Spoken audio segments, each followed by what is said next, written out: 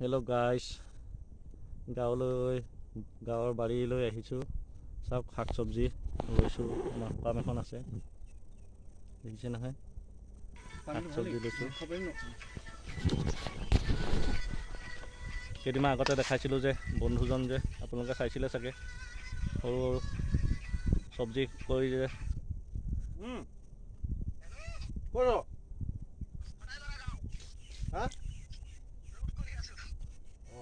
50 বিঘা মাটিত তেওঁ খেতি কৰে। 50 বিঘা মাটিত খেতি কৰে। আজিলৈকে চৰকাৰৰ সাহায্য পোৱা নাই। এওঁৰ নাম হেমন্ত কোঁৱৰ, শান্তিপাৰা স্থিত ঠেকেৰাণী গাঁৱৰ বাসিন্দা।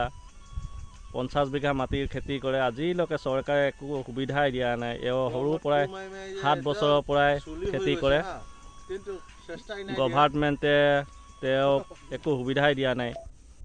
গভাৰ্ণমেণ্টে সুবিধা দিলেহে তেওঁ আগলৈ আগবাঢ়িব পাৰিব। এওঁক যদি আজিকালি গ্ৰীণ হাউচে দি দিয়ে, গ্ৰীণ হাউচ মানে আজিকালি কি বুলি কয় এইটো, চৰকাৰে গ্ৰীণ হাউচ যদি দিয়ে তেতিয়াহ'লে এওঁ অকণমান ডেভেলপ হ'ব পাৰিব।